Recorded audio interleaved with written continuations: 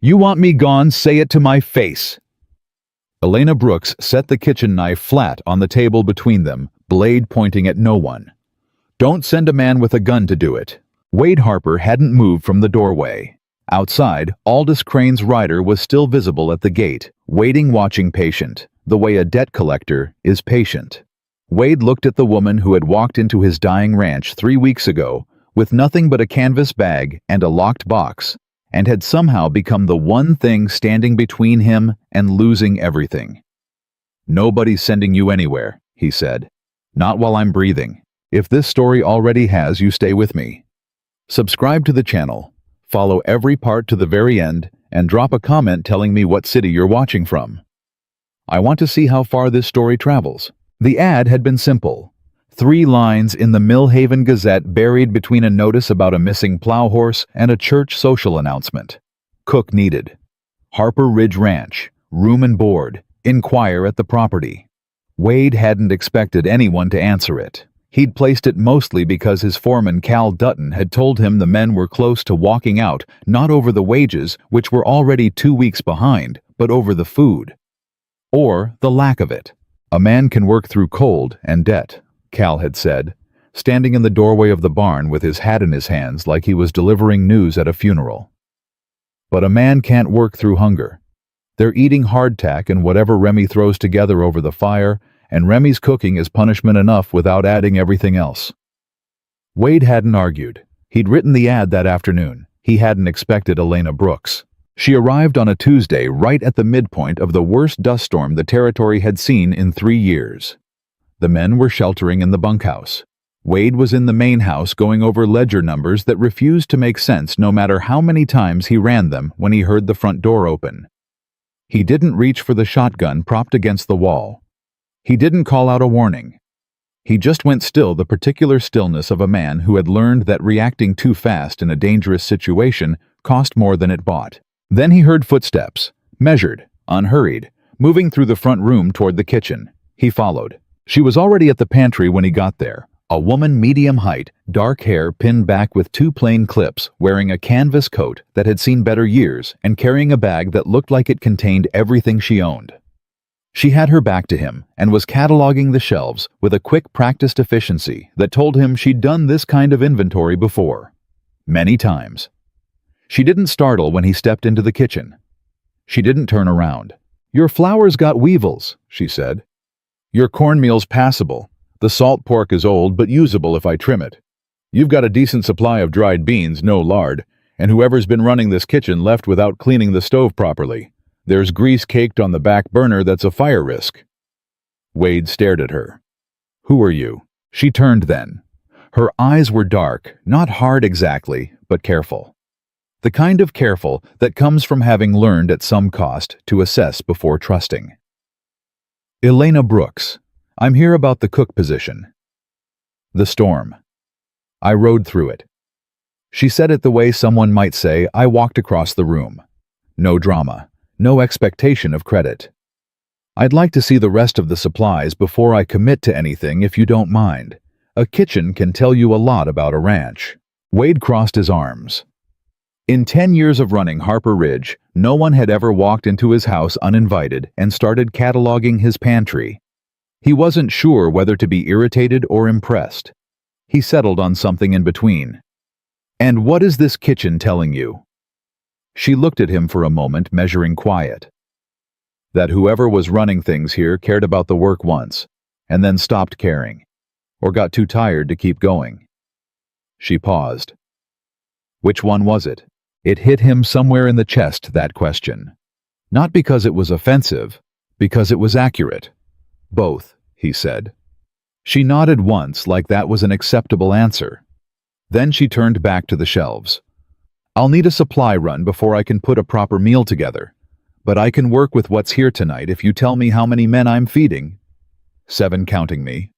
"Any dietary restrictions I should know about?" "One man doesn't eat pork. Religious reasons." "Noted." She was already pulling things off shelves, setting them on the work table in a deliberate arrangement. "I'll need to know the ranch schedule so I know when meals need to be ready. I don't do guesswork." 5:30 in the morning, noon if the men come in, 6 in the evening. Agreed. She finally set her bag down on the chair beside the door, not dropping it, setting it with a care that made him think it contained something fragile or valuable, despite looking like nothing from the outside. Do you need references?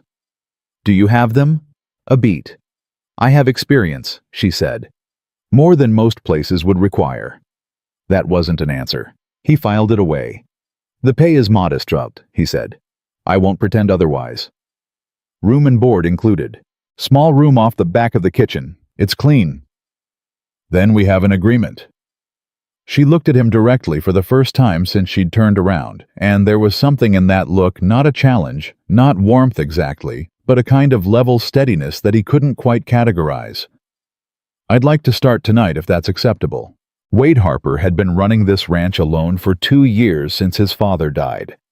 He'd hired hands fired, hands borrowed money, lost cattle, and fought the bank with nothing but his own stubbornness to keep him standing. He was not a man who made decisions lightly. He looked at Elena Brooks for 3 full seconds. The stove's yours, he said. Muttleweg. Cal Dutton nearly dropped his coffee mug when he walked into the main house at 6:15 that evening and found 7 men seated around a table that had been bare for the better part of 4 months. There was a pot of thick beef and bean stew at the center cornbread still steaming from the oven, and a small jar of something dark and sweet that turned out to be a molasses-based preserves she'd found sealed in the back of the pantry and apparently deemed acceptable for use. Cal looked at the table. He looked at the woman moving quietly between the stove and the sideboard. He looked at Wade, who was seated at the head of the table with an expression Cal couldn't read. Well, Cal said, pulling out his chair. I'll be. The men ate like they hadn't eaten in weeks because most of them hadn't not properly. Remy Alcott, the youngest hand, a 19-year-old from out of Lubbock, who had never been more than 20 miles from a town before signing on at Harper Ridge, had seconds, and then looked up at Elena with an expression somewhere between reverence and embarrassment. Ma'am, this is about the best stew I've had since my grandmother's table. Elena was wiping down the stovetop. She didn't turn around. Then your grandmother was a good cook. Remy blinked. Yes, ma'am. She was. A short pause settled over the table, not uncomfortable. Just a pause. And then Marcus Webb, the ranch's most senior hand, a quiet man of 50-something who rarely said more than what a situation required, reached for the bread and said without ceremony, Same time tomorrow. 5:30 for breakfast, Elena said. I don't hold it for late arrivals. Marcus nodded. That was that. Wade watched all of it from his end of the table without saying much. He watched the way the men straightened up slightly in their seats. The way the conversation came back, not loud or forced. Just there, the natural low hum of people sharing a meal who'd forgotten for a while that meals were supposed to be shared. He watched Elena move through the kitchen with that same unhurried efficiency she'd brought to the pantry inventory, and he noticed things he hadn't expected to notice. She kept her back to the room as much as possible, not shyly, but deliberately, as though maintaining a professional distance she'd established on purpose. She refilled the bread basket once, and then stood by the stove with her arms at her sides, not hovering, not waiting for compliments, just present. She'd eaten earlier, he realized, alone quickly before the men came in, and she never set her bag down anywhere except within arm's reach.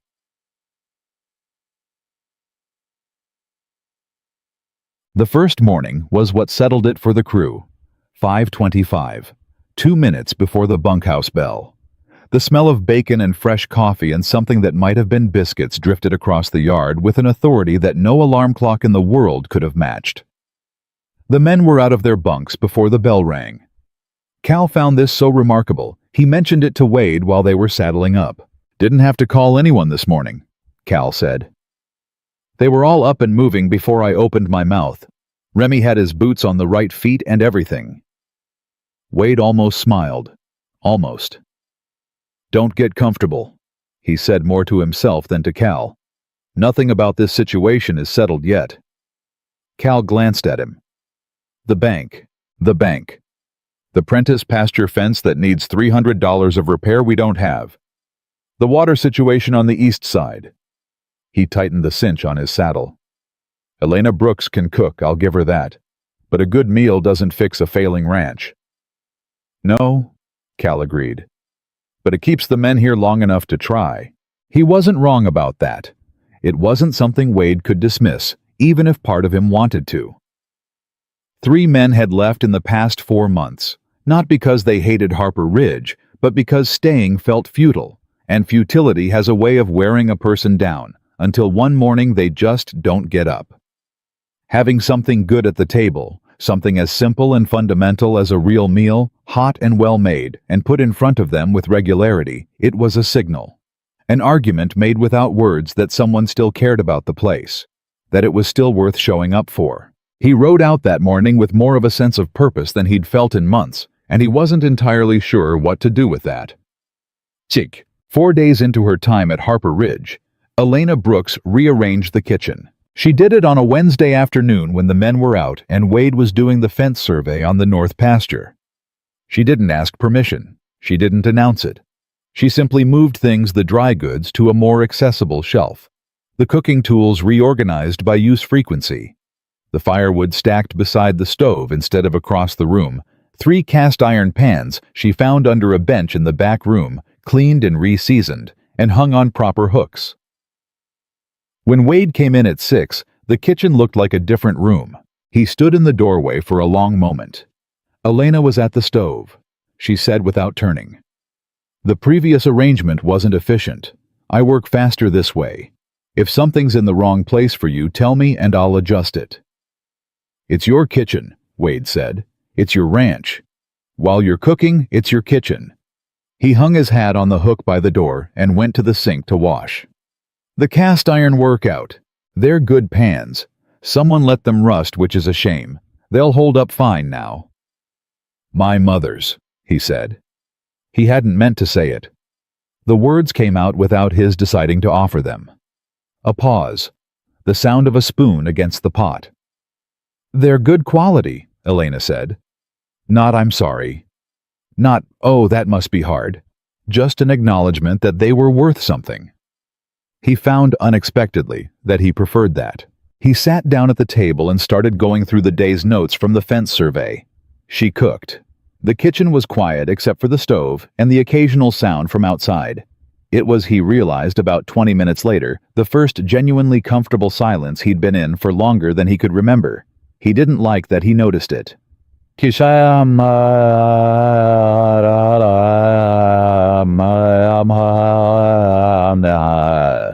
crew noticed things too, of course. Men who live and work in close quarters always do. It's survival, that habit of reading the room. Tracking changes in people's behavior and energy, the way you track changes in weather. And they read Elena Brooks, the way they read everything quietly, practically drawing conclusions and keeping them mostly to themselves.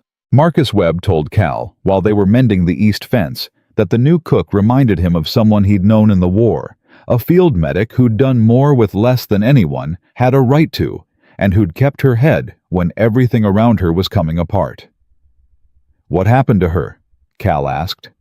She went home, Marcus said. Started over. He drove a nail with one solid stroke. Smart woman. Cal processed this.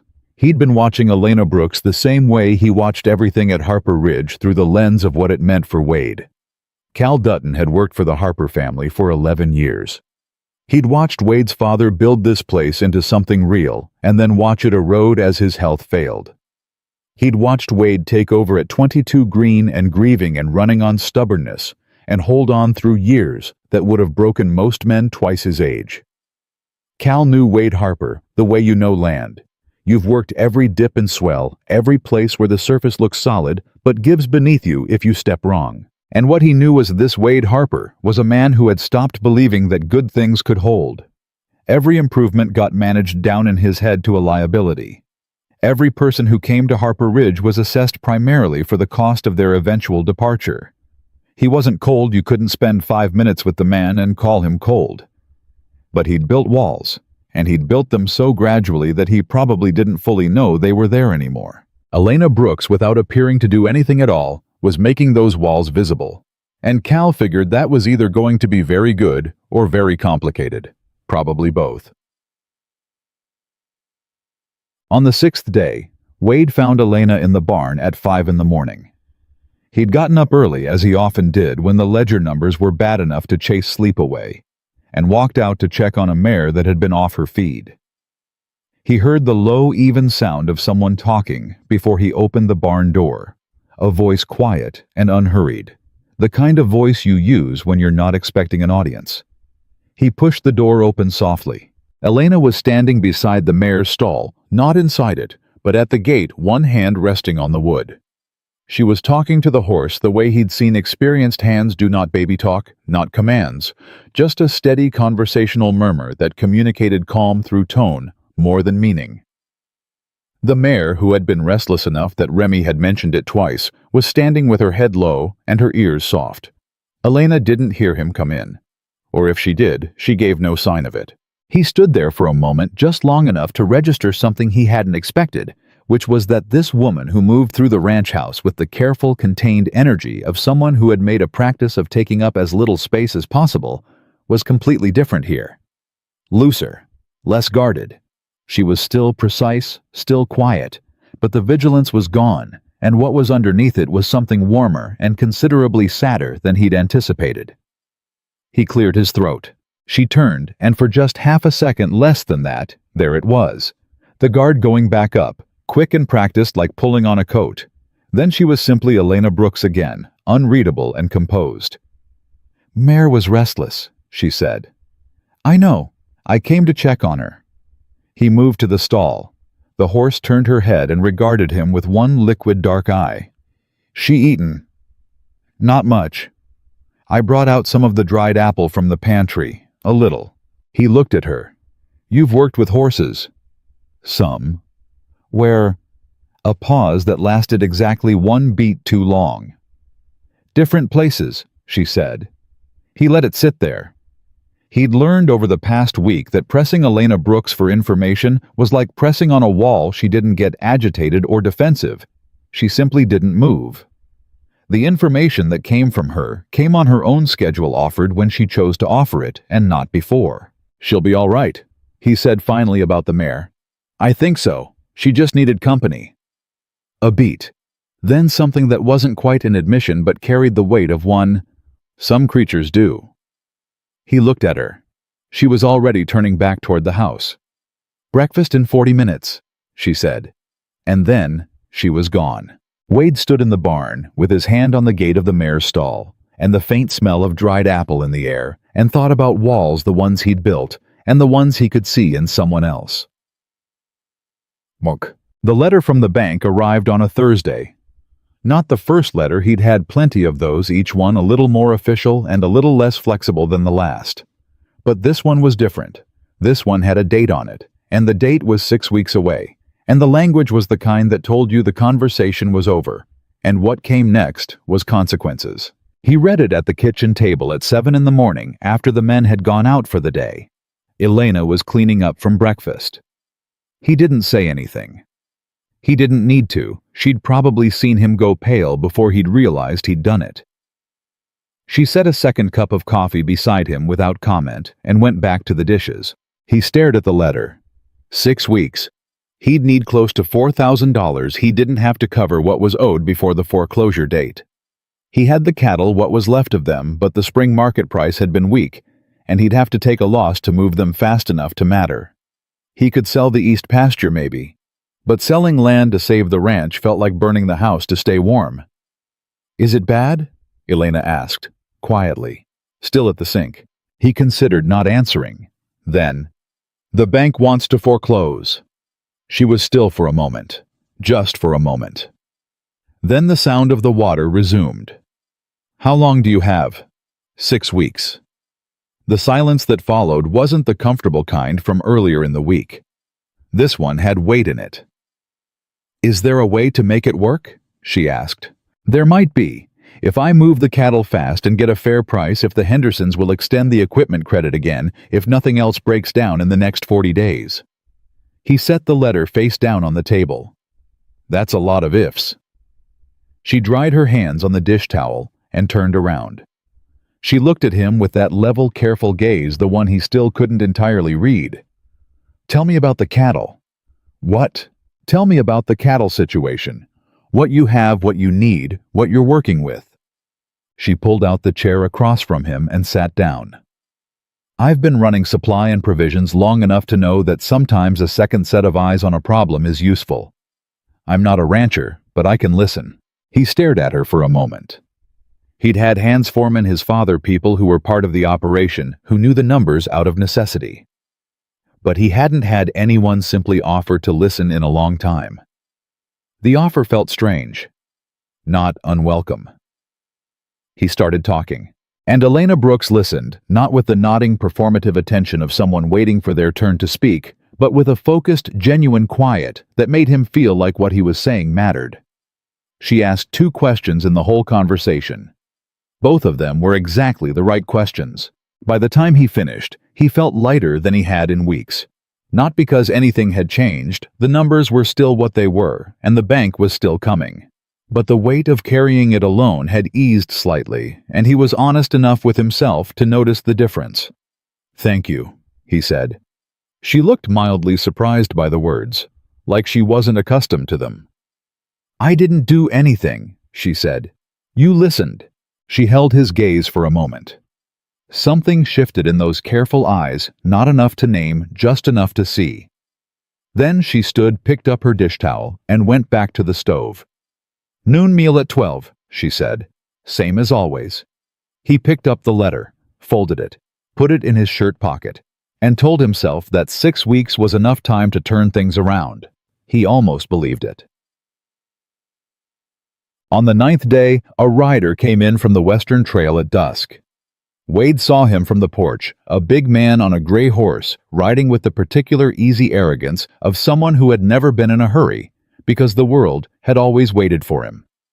He rode into the yard and stopped and looked at the house with an expression that told you he was calculating something, measuring something, deciding something, and that he was accustomed to his decisions going one way. Wade stepped off the porch. "You're on Harper Ridge land," he said. "What's your business?" The man smiled. It was not a friendly smile. It was the kind of smile that gets shown when the person smiling knows something you don't. "My name's Aldous Crane," the man said. "I'm looking for a woman. Goes by Elena Brooks." Something went cold and tight in Wade's chest. Not fear exactly, but the particular alertness of a man who has heard a tone of voice before and knows what it means. "No one here by that name," he said. Crane tilted his head, still smiling. "Is that right?" It wasn't a question. "Well, I'll tell you what, if she does happen to come through, you tell her that Aldous Crane sends his regards. And tell her that what belongs to him always finds its way back. Always." He held Wade's gaze for 3 full seconds, long enough to make a point short enough to seem unconcerned, and then he turned his horse and rode back out the way he came. Wade stood in the yard and watched until the horse cleared the tree line. Then he turned and went into the house. Elena was at the stove. She hadn't come to the window. She hadn't looked out. But there was something in the set of her shoulders, the angle of them, the slight rigidity, that told him she had heard every word. He walked into the kitchen and stood at the table. "Elena!" She kept her eyes on the stove. "Elena, look at me." She set down the spoon. She turned around. Her face was composed the way a face is composed when composure is a thing you've practiced until it becomes second nature. But her hands were gripping the edge of the counter behind her. "Whatever he told you," she started. "He didn't tell me anything," Wade said. "He said your name, and I told him no one here had it." He held her gaze. "But I need to know what I'm dealing with." She was quiet for a very long moment. Long enough that he thought she wasn't going to answer at all. Then she said, "Aldous Crane is from St. Louis. He's connected to people who don't take no for an answer and don't tolerate loose ends." Her voice was flat and careful, each word chosen with precision. "I worked for someone who owed him money. When that person couldn't pay, Crane decided the debt transferred. To me. To whatever I had or could provide." A pause. "I left. He didn't agree with that decision." Wade processed this. "Is he the kind of man to come back?" "Yes." "With company?" "Usually." The kitchen was very quiet. From outside came the low sound of the evening wind and the distant voice of one of the hands calling the horses in.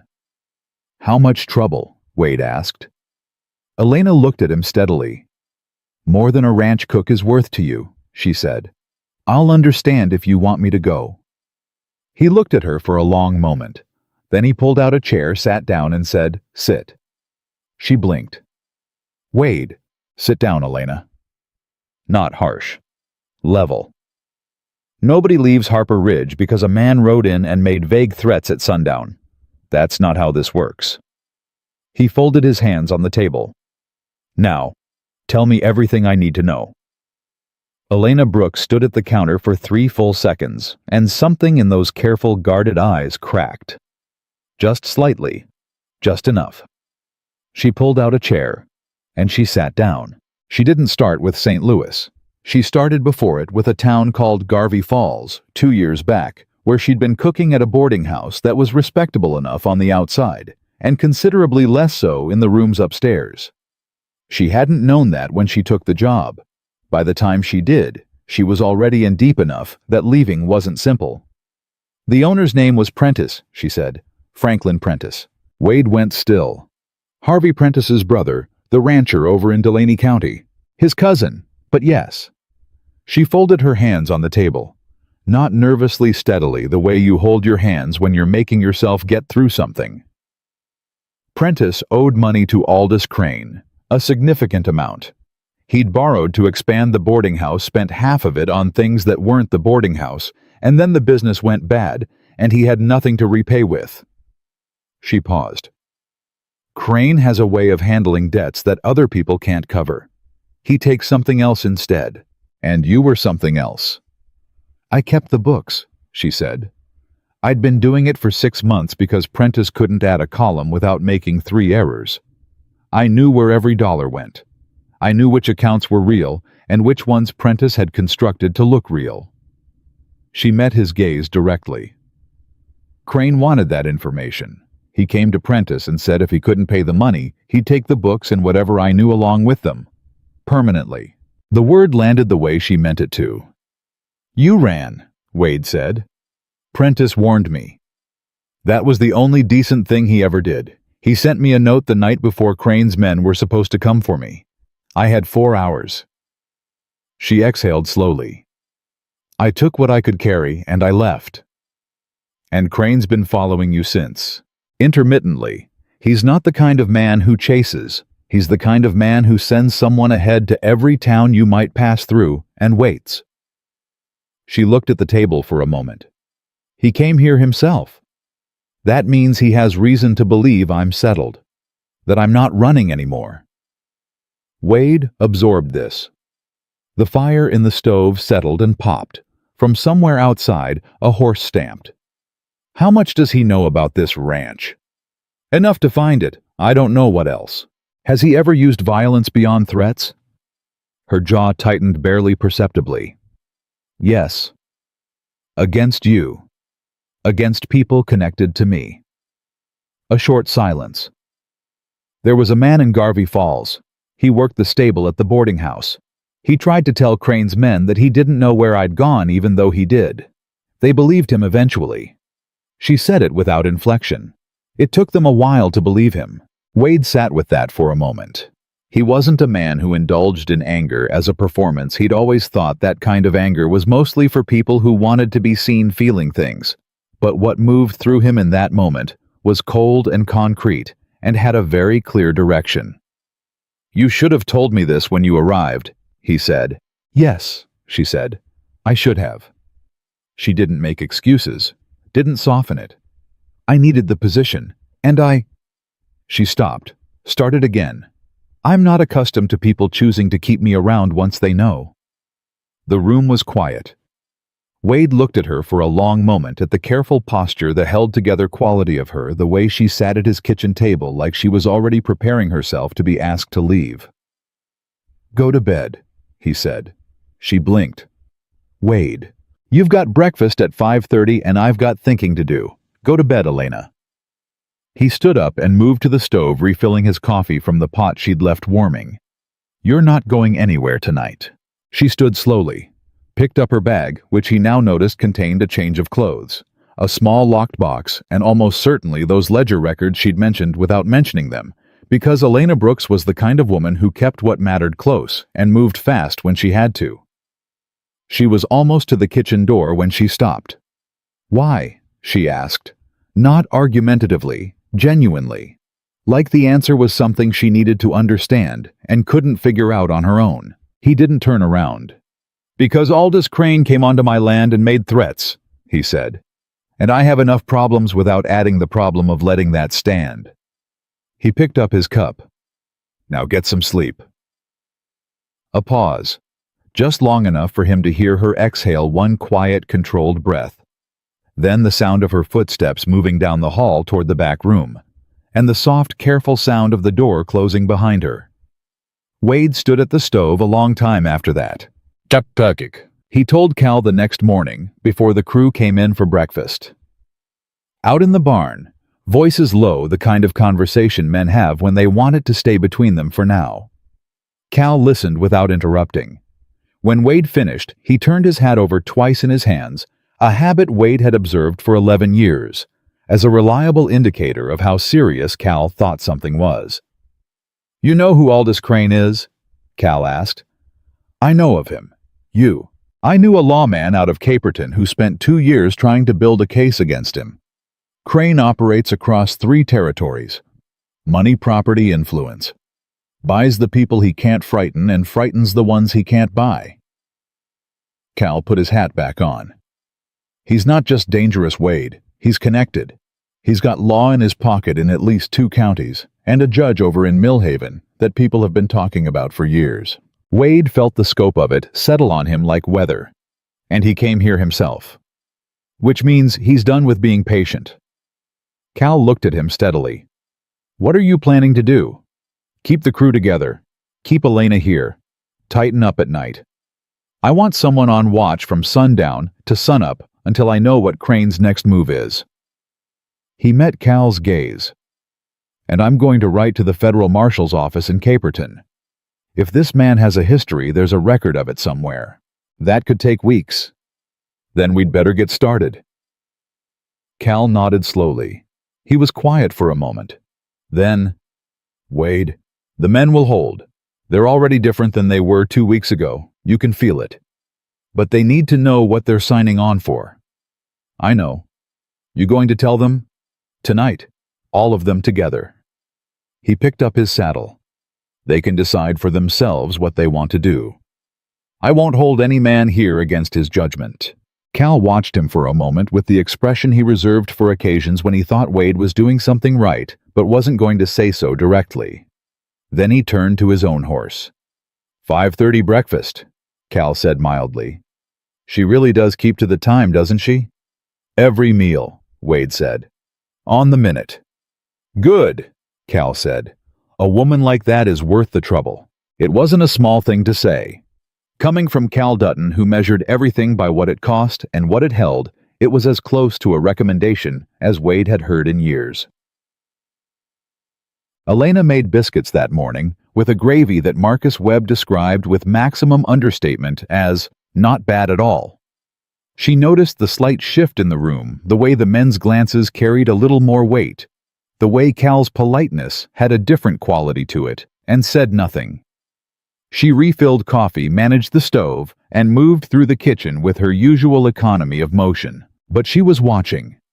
He knew that now, not with suspicion, but with the particular attentiveness of a person who had learned that changes in atmosphere precede events and that being caught unprepared was a cost she wasn't willing to pay again.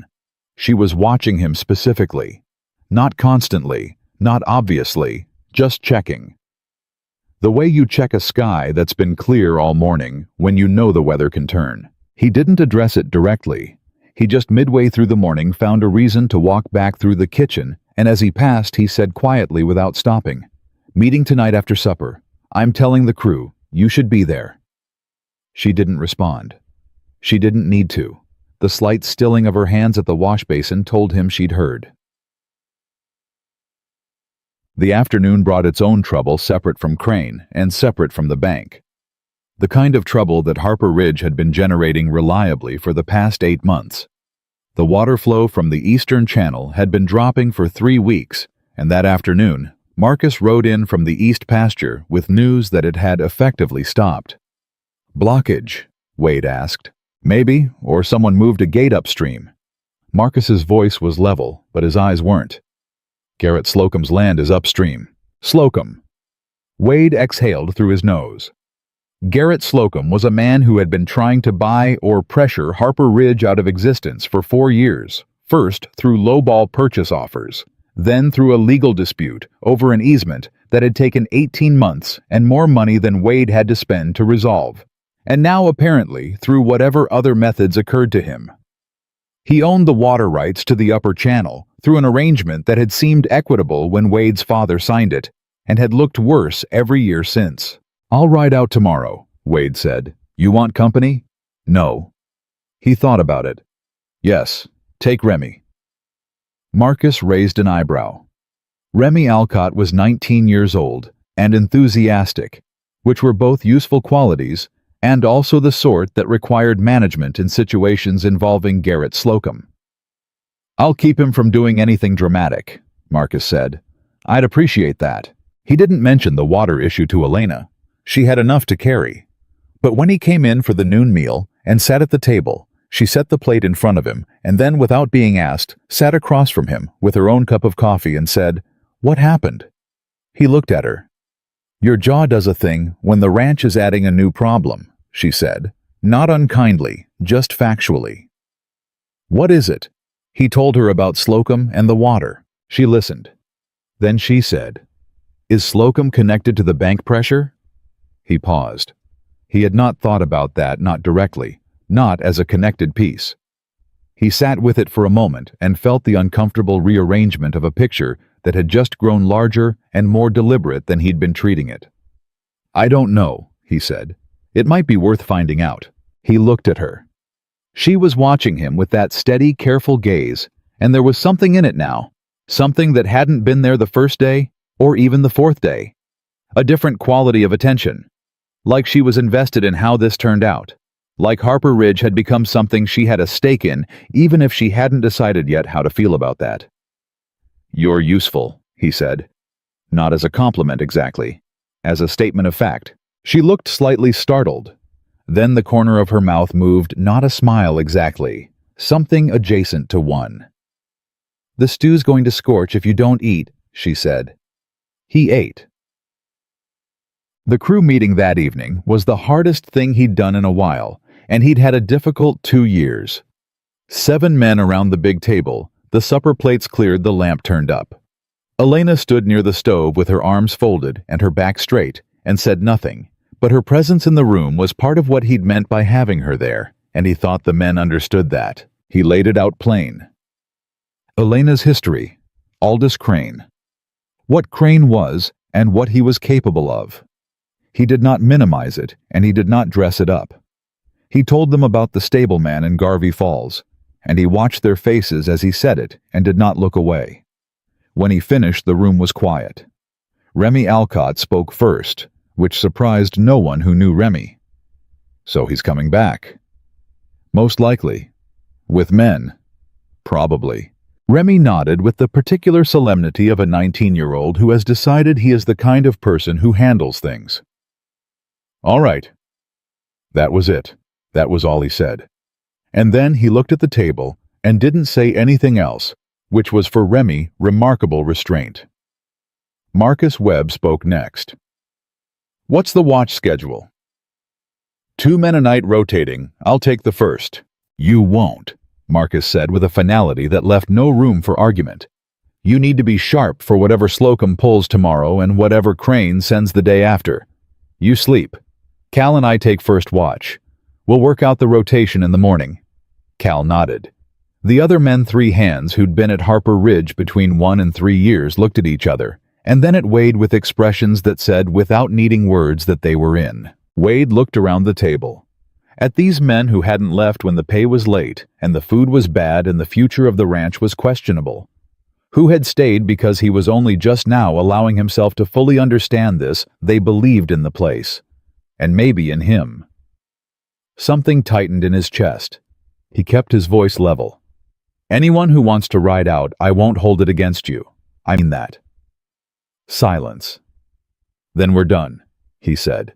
Get some rest. The men got up, and there was a shift in the room as they moved toward the door, a different quality of energy than there'd been before the meeting. More deliberate, more settled. Like men who had chosen something and were comfortable with what they'd chosen. Remy stopped near the stove on his way out. He looked at Elena with a directness that was more earnest than bold. Ma'am, he said, nobody's going to let that man get to you. I want you to know that. Elena looked at him for a moment. Something moved through her face, quick and complicated, and then gone. Thank you, Remy, she said. He nodded twice with great seriousness and went out. The kitchen emptied. Wade was the last one in it, and Elena was still by the stove, her arms still folded, looking at the door the men had just walked through. You didn't tell them to say that, she said. No. You didn't ask them to stay? No. She was quiet for a long moment. Why do they? Because this is their home, Wade said simply. People will do a lot for a place that feels like home. She turned her head and looked at him. Something in her eyes, not the crack from the night before. Something quieter than that, like a window opening an inch instead of breaking. She dropped her gaze before he could figure out what it meant. I'll have breakfast ready at 5:30, she said. I know you will. He walked to the door and then stopped, turned. Elena, the locked box in your bag, is that the ledger? She didn't pretend not to know what he meant. Yes. That's the evidence that ties Crane to Prentice's operation. Among other things, names, amounts, dates, enough to make a case if the right person looked at it. She met his eyes, enough to make Crane very motivated to ensure the right person never gets a chance to. He thought about what Cal had said about the marshal in Caperton, about the judge in Millhaven who'd been bought, about 6 weeks until the bank moved on the ranch, and Slocum upstream pulling off the water, and a dangerous man who had just announced himself at the gate. Keep that box close, he said. I always do. He went to bed that night and did not sleep for 2 hours. When he finally did, he dreamed about his father, not the sick version, not the last year, but earlier, when Wade was maybe 12, and they'd ridden the full perimeter of Harper Ridge together on a clear fall morning, and his father had said, every piece of this land is a choice. You can't keep what you're not willing to fight for. He woke before 4, lay still in the dark, then got up because there was work to do.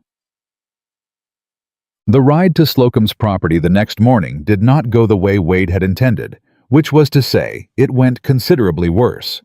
Garrett Slocum was a man who had been born with enough money to never develop patience and enough intelligence to be genuinely dangerous without being wise. He was standing on his front porch when Wade and Marcus rode in, which meant he'd had someone watching for them, which meant the water hadn't been an accident. Harper, Slocum said. Pleasantly. The way you speak to someone you've already decided you've beaten. I heard you've been having some trouble lately. The Eastern Channel is blocked, Wade said. I'd like to know why. Well now. Slocum rested his hands on the porch rail. There's been some maintenance going on, necessary repairs to my upstream infrastructure. It may affect flow to neighboring properties temporarily. He said temporarily with a particular quality that meant the opposite. These things happen. I'd like access to inspect the gate. I'm afraid that's not possible during active maintenance. Slocum! Wade kept his voice level. The channel agreement my father signed with your father gives Harper Ridge rights to that water. Blocking that flow without notice is a breach. Your legal interpretation of a 20-year-old agreement.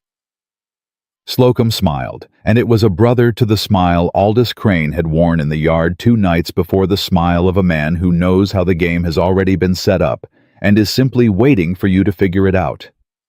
I'd suggest speaking with a lawyer, though I understand your legal expenses have been considerable lately. Marcus beside him said absolutely nothing. Wade had always appreciated this about Marcus, his ability to hold himself exactly still while another man showed his hand. The water will be restored, Wade said. One way or another. Slocum shrugged elegantly. I suppose we'll see, won't we? They rode back without speaking for the first 10 minutes. Then Marcus said, He knew about the bank letter. Yes.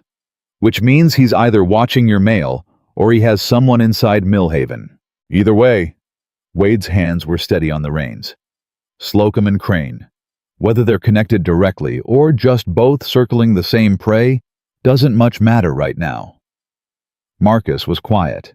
Then, in his measured way, Wade, how bad is it total? All of it together. Wade considered the landscape of it, the bank, the water, Crane, Slocum, the crew holding on by loyalty and hot meals, the ledger in a locked box under a cook's cot. It's bad, he said honestly. It's the worst it's been. Marcus nodded slowly. All right. All right. Wade glanced at him. All right, Marcus repeated. Then we know where we stand. He clicked his tongue at his horse. Let's go see what Elena made for lunch. Mash. She'd made chicken and dumplings because she had somehow produced a chicken from circumstances Wade did not fully understand and chose not to question. The men came in from the noon break, and the smell hit them at the door. And for a few minutes the accumulated weight of banks and water rights and dangerous men from St. Louis receded to the background of something as simple and necessary as a good meal eaten among people you trusted. Wade sat at the table. He ate. He watched Elena move through the kitchen, and he watched the men without them knowing he was watching, and he thought about what his father had said. Every piece of this land is a choice. He looked up. Elena had paused at the end of the table, refilling the water pitcher, and for just a moment she met his eyes. Not a long look, not loaded with anything he could easily name. Just a look between two people who understood, without having agreed to it, that they were in the same fight. Then she moved on. Refilled the glasses. Said something to Remy that made the boy laugh. Wade set down his fork. For the first time since the bank letter arrived, he did not feel entirely alone inside the problem. He wasn't sure whether that was a comfort or the most terrifying thing that had happened all week. He suspected it might be both. The letter from the federal marshal's office arrived 4 days after Wade sent his. That was faster than he'd expected, and the speed of it told him something before he even broke the seal. It told him someone else had already been in contact with that office about Aldous Crane. He read it standing at the kitchen table because he'd been too impatient to sit. Elena was at the stove. He read the letter twice, then set it flat on the table and pressed his hand over it like he was making sure it couldn't move. What does it say? She asked. There's a deputy marshal named Holt Briggs out of Caperton. He's been building a case on Crane for 14 months. He looked up. He wants to meet. Says he has reason to believe there's physical evidence that could close the case, and he received my letter at a, he checked the wording, fortuitous time. Elena had gone very still at the stove, very carefully still. He means the ledger, she said. He means the ledger. She turned around slowly. Wade, if Crane finds out there's a marshal involved, he'll move faster. I know. He folded the letter. Which is exactly why I'm riding to Caperton tomorrow. You're leaving the ranch. For 1 day, Cal's in charge. Marcus has the watch schedule. He met her eyes. And you're staying here with the crew, not alone, and that locked box does not leave your person. Are we clear? She looked at him with that measuring quality she had, the one that assessed without judging, that weighed things honestly and came to conclusions based on evidence rather than feeling. Then she said, I should come with you. No. The ledger is useless without me to explain it. I built those records. I know every entry, every code Prentice used, every name behind the numbers. She folded her arms. A box of papers is circumstantial. A witness who kept the books is a case. He stared at her. She was right. He hated that she was right, because her being right meant putting her on a road where Crane had already shown he had eyes, and the thought of that produced something in his chest that he was not yet prepared to examine directly. If we ride at dawn and ride hard, we're in Caperton before noon, she said. We meet with Briggs, we give him what he needs, and we're back before dark. And if Crane has men on the Caperton Road, then we deal with that." She said it the way she said most things, plainly, without dramatizing it like a problem to be solved, rather than a catastrophe to be feared. "I've been running from this man for 2 years, Wade. I am done running." The room held that for a moment. He thought about the stableman in Garvey Falls. He thought about Remy saying nobody's going to let that man get to you, with the absolute conviction of a 19-year-old who has never been tested and might surprise everyone, including himself, when he is. He thought about his father's voice early in the morning in a half-remembered dream. "You can't keep what you're not willing to fight for." "Dawn," he said. "We ride at dawn. You bring the box." Something shifted in her face. Not relief exactly. More like the particular steadiness of a person who has been holding a great deal together by themselves for a very long time and has just been told credibly that they don't have to do it alone. "I'll have something ready to eat before we go," she said. He almost smiled. "I figured you would." He told Cal that night, and Cal's response was to say nothing for 30 full seconds, which was how Cal processed the things he considered genuinely significant. Then, "You want 2 men to ride out with you at first light and take the East Fork instead of the main road. Longer, but less visible." I was thinking the same thing. Take Marcus. He knows that country, and he's not someone people remember seeing.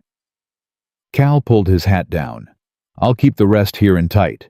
You're back by dark, or I send Remy to Caperton, and God help everyone if it comes to that." Wade almost laughed. It surprised him, the laugh, the easy warmth of it, the fact that it existed at all given the situation. He hadn't laughed it much recently. "Keep the east pasture watched," he said.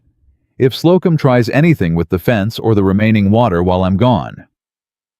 "I'll handle Slocum," Cal said with a flatness that suggested Garrett Slocum's continued well-being depended on his cooperation. "You worry about the road." Ed. They left before first light. The 3 of them, Wade, Elena, and Marcus, riding east before cutting south toward Caperton on the longer, quieter route that added 2 hours to the trip and passed through terrain that offered cover without announcing it. Elena rode well. He'd half expected it. She'd been comfortable in the barn with the mare, and people who knew horses rarely forgot how to sit one. But the ease of it, the quiet competence of the way she handled the animal, still caught him slightly off guard. Marcus rode ahead and behind at intervals, scouting with the unhurried thoroughness of a man who had done this kind of work before in contexts he'd never fully explained, and no one had ever pressed him on. They didn't talk much for the first hour. The morning was cold, and the road was rough, and there was enough to think about without filling the air with words. But somewhere around the halfway point, when the sun had climbed enough to take the edge off the cold, and the immediate urgency of the first leg had settled into the steady rhythm of hard riding, Elena spoke. "Why are you doing this?" she asked, not challengingly, genuinely. He glanced at her. "Riding to Caperton. All of it. Crane is my problem. The bank is yours. Slocum is yours. Taking on my trouble on top of everything the ranch is already carrying." She shook her head slightly. "It doesn't add up to anything practical for you."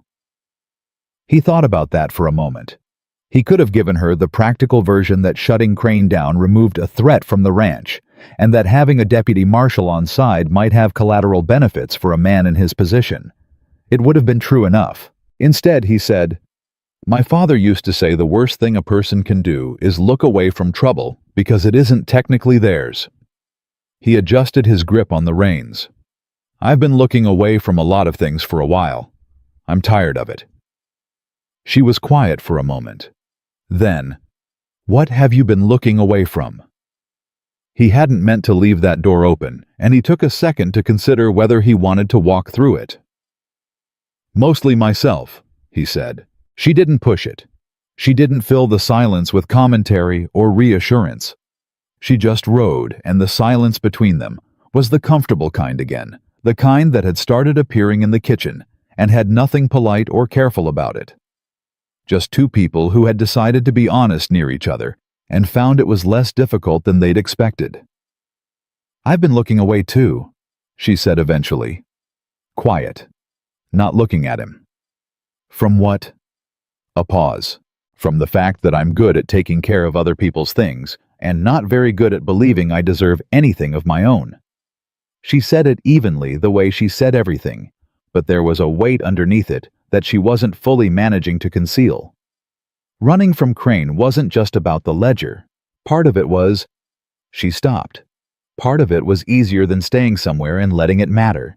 He looked at her profile. The clean line of it. The set of her jaw that was part composure and part something that had been holding for a very long time. It matters, he said. She glanced at him. Quick, then away. The ranch, she said. A half question. Among other things, he said. Marcus appeared at the crest of the ridge ahead of them, waving them forward. The moment closed the way moments do, when there's work to do, and they rode on without revisiting it.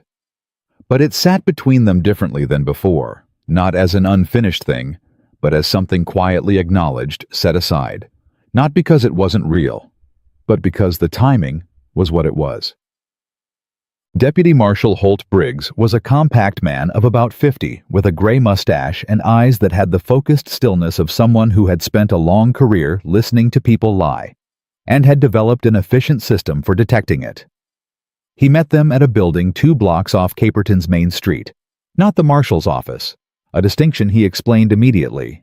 Crane has people watching the official office, he said without preamble. Has for 8 months. I do sensitive meetings here. He looked at Elena. You're the bookkeeper. I am. Let me see what you've got. She set the box on the table, unlocked it with a small key from around her neck, and began laying out the contents with the same methodical efficiency she brought to everything. Briggs watched without touching anything, his eyes moving over the pages with a speed that told you he'd been waiting for exactly this and knew what he was looking for. After 4 minutes, he sat back. Miss Brooks, he said, do you understand what you're holding? I do. This is not just Crane. These accounts... He tapped a page without touching it. These run through 2 county administrators, a land assessor in Millhaven, and a circuit judge I have been trying to connect to Crane's operation for 11 months. He looked up. This is the whole network. Wade went very still. The land assessor in Millhaven, he said carefully. What's his name? Briggs looked at him. Why? Because I have a creditor there who has been unusually aggressive about a foreclosure timeline, and a neighbor who has been interfering with my water rights at a timing that feels coordinated. He held the marshal's gaze. I want to know if I'm dealing with coincidence or strategy. Briggs studied him for a moment with those still assessing eyes. Then he turned the page slightly so Wade could see the name at the top of the account column. Aldous Crane, Garrett Slocum. And beneath those in Prentice's neat-coded hand, a name that went with the Millhaven bank that held Wade's mortgage. It wasn't coincidence. It had never been coincidence. Slocum and Crane weren't separate pressures on Harper Ridge. They were the same pressure working from different angles, and the bank, his bank, the one sending him letters with dates on them, had been part of the apparatus the entire time. The foreclosure wasn't a business decision. It was a land grab. Someone had decided to take Harper Ridge, and they had been patient and systematic and thorough about making it happen. He sat with that for 15 seconds, which was exactly how long it took for the cold fury to arrive, settle, and become useful. What do you need from us? He asked Briggs. His voice was steady. Everything in that box properly testified to. I need Miss Brooks's full statement, and I need it documented. Briggs was already reaching for paper. And I need time, 2 weeks to move on this quietly before Crane gets wind of it. We may not have 2 weeks, Wade said. Crane has already come to the ranch. He knows she's there. Briggs went still. He came himself. Last week. The marshal swore under his breath quietly, precisely the way a professional swears when the timeline has just moved on him. Then we have less runway than I thought. He looked at Elena. Are you willing to give a formal statement today? All of it. Names, dates, everything. Yes, she said, without hesitation. Briggs looked at her for a moment with something that might have been respect in a face that was professionally reluctant to show it. "It'll take 2 to 3 hours. "Then we'd better start," she said. Nashig. They were 2 hours in when Marcus, who had been watching the street from the window at intervals with the unobtrusive diligence of a man who took this kind of work seriously, came to the door of the back room and said very quietly, "Company." Wade was on his feet before the word finished. "How many?" "2 men. Didn't ride in together, but they're moving the same way, circling the block." Marcus's voice was matter-of-fact. "One of them I recognize, he was in Mill Haven 2 weeks ago. Cranes." Briggs was already moving. "Is there anything that ties this location to my name?" "Nothing official," Marcus said. "Then we have a few minutes." He looked at Elena. "Is the statement complete enough to be actionable?" She and Briggs exchanged a look over the documents between them. "Enough," she said. "Then we move." Briggs gathered the papers with brisk efficiency. "There's a back way out that takes you to the livery alley. Your horses are already there." "Yes?" Marcus said. "Go. I'll follow a different route with the documents. We don't all leave together." He looked at Wade. "Get her back to your ranch. Keep her there. I'll be in touch within 48 hours.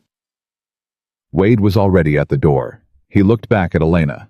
She was on her feet, box-locked key around her neck, coat on. Ready. No wasted motion, no visible panic, just that absolute focused calm that he had first seen in his kitchen pantry and had spent 2 weeks learning to read correctly. It wasn't detachment. It was the kind of composure that costs something and is chosen anyway. "Let's go," he said.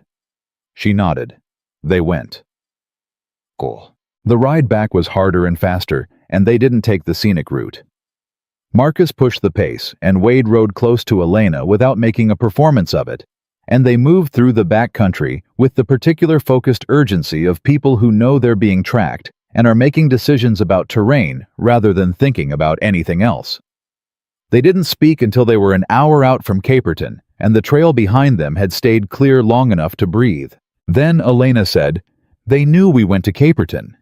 "Yes." "Which means someone at the ranch." She stopped. He could hear her working through it. "Or someone who saw us leave," he said. "Or someone watching the Caperton Road who put it together." "Do you trust your crew?" "Completely." She accepted that. "Then it's someone watching from the outside." Slocum's land shares a long border with mine on the north side.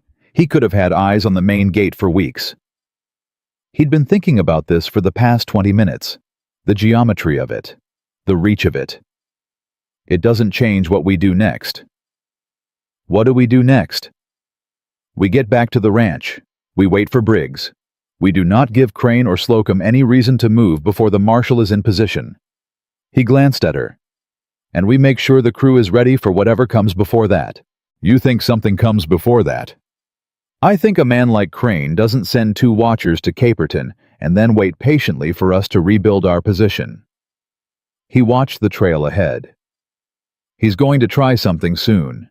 He always does when he thinks the end is near. She was quiet for a moment. Then, he burned a warehouse once, in St. Louis. A man who owed him money and had decided to fight back instead of pay. Crane sent men at night and burned the warehouse with all the inventory inside. She said it without drama. He didn't touch the man himself. He just removed everything the man was trying to protect. The implication hung in the cold air between them. "The cattle," Wade said. "Or the barn, or the feed supply." She kept her voice level. "Something that demonstrates what it costs to resist him. Something designed to break morale before the main pressure comes." He thought about the Harper Ridge barn. The cattle, already thinned by a difficult year, representing most of what remained of the ranch's liquid value. The crew he'd just committed to protecting. Remy Alcott with his boots on the right feet, and his 19-year-old conviction that things would work out. He pushed his horse faster.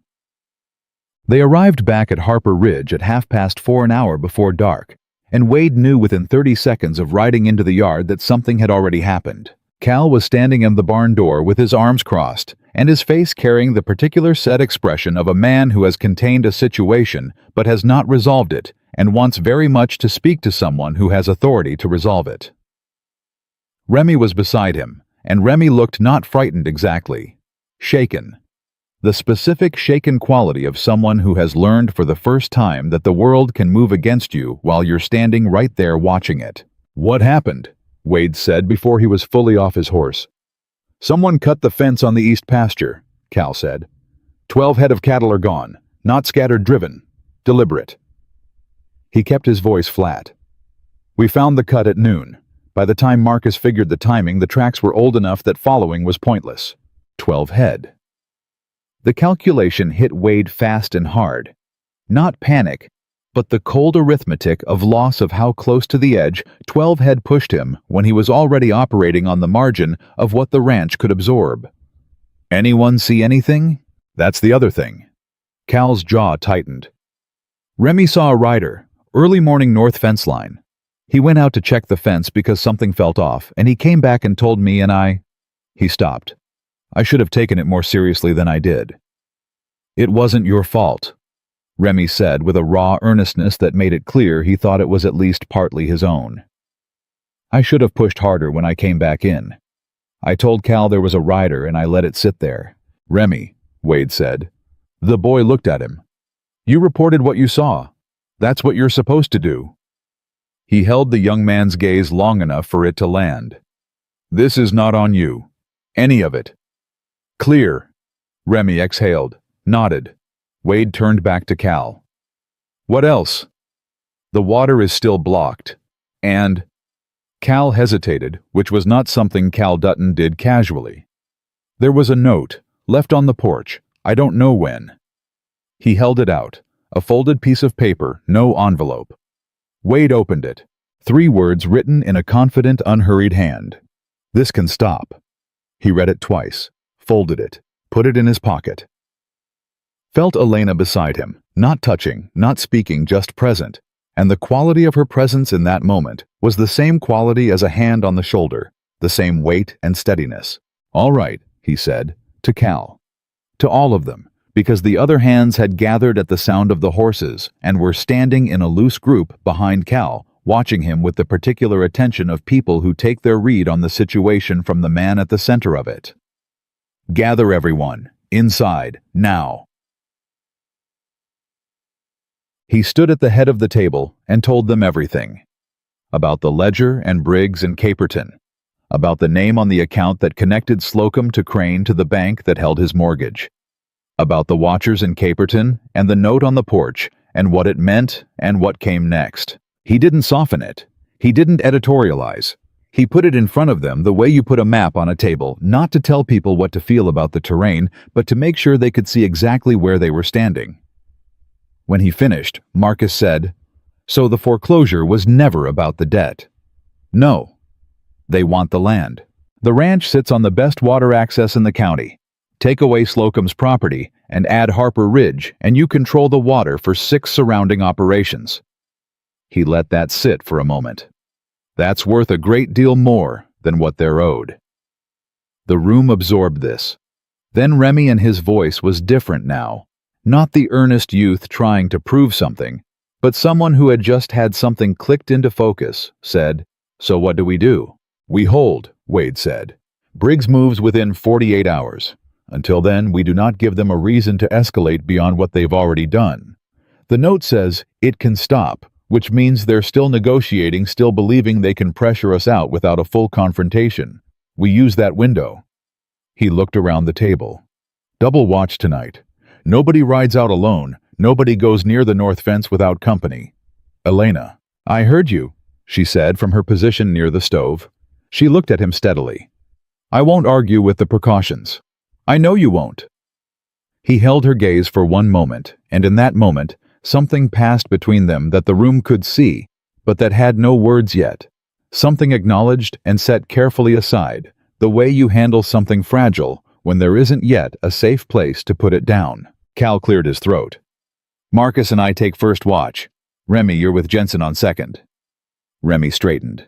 Yes, sir. Don't call me sir. but Cal's voice was almost gentle about it. The men dispersed to their duties, to the watch positions, to the quiet, focused business of people who have made a decision and are living inside it. The kitchen began to empty. Wade stayed at the table. He spread the note flat and looked at those 3 words again. This can stop. He thought about 12 rain. He thought about the water still blocked. He thought about Holt Briggs 40 miles away, with a collection of documents that could take down a network of corruption that had been operating for years if he could get them in front of the right people before Crane did something that couldn't be undone. He thought about a locked box and a woman who had been running for 2 years and had finally decided to stop. He heard her moving behind him, the sounds of the kitchen, her movements through it, the particular cadence of someone who had made this space their own. He heard the soft sound of something being set on the table beside him, and he looked down. A cup of coffee. Strong the way he took it. He looked up. She was already moving back to the stove. "Elena," he said. She stopped. "When this is over." He stopped. Started again. "When Briggs has what he needs, and Crane is dealt with, and the land is settled, what do you want?" She turned to look at him. The question seemed to catch her somewhere she hadn't been expecting, somewhere genuine and unguarded, somewhere that the wall didn't quite cover. "I don't know," she said, and the honesty in it was complete. "Think about it," he said, quietly, not as a request, as something that mattered. She looked at him for a moment with those careful eyes and something behind them that was no longer entirely careful. "You too," she said. She went back to the stove. He wrapped his hands around the coffee cup. Outside, the night was coming in, and somewhere beyond the fence line, men were watching the dark and waiting for whatever moved through it. But inside the kitchen, the lamp was lit. The stove was warm. And Wade Harper, for the first time in as long as he could remember, felt the particular quiet clarity of a man who knows what he is fighting for. All of it. The land and the crew and the woman by the stove, and has decided without reservation that it is worth everything he has to give. The note sat on the table. "This can stop." He turned it face down. It wasn't stopping. Not tonight. Not on their terms. He had work to do. The first night passed without incident, which was almost worse than if something had happened. Wade knew that particular silence. The silence that precedes a decision on the other side of things, when the people moving against you have already committed to a course and are simply waiting for the angle that serves them best. He'd learned it from his father, who had learned it from decades of working land that other people periodically decided they wanted. When the quiet goes wrong, his father used to say it goes wrong fast. You had to be positioned before the fast part started, not scrambling to catch up after. He slept 2 hours. Maybe 3. He was at the kitchen table before Elena came in at 5, and she took one look at him and didn't say anything about the hours, just started the stove and put the coffee on. That was something he had come to rely on without noticing when it started her ability to read a room and give it exactly what it needed, rather than what seemed polite. "Briggs said 48 hours, she said. "Yes. That's today." "Yes?" He wrapped his hands around the cup she set in front of him.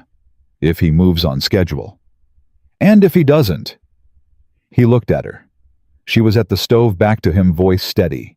She wasn't asking out of fear. She was asking because she was the kind of person who worked better knowing the contingency, who needed the full map, even the bad parts. "Then we hold longer," he said. "And we adapt." She nodded. That was enough for her. The crew came in for breakfast in shifts, quieter than usual, but not anxious. There was a difference, and Wade noted it with something close to gratitude. These men had made their decision and were living cleanly inside it.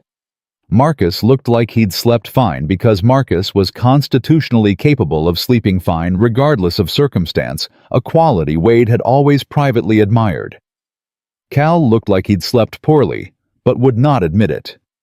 Remy looked like he hadn't slept at all and was currently running entirely on Elena's biscuits and the conviction that this made him tougher.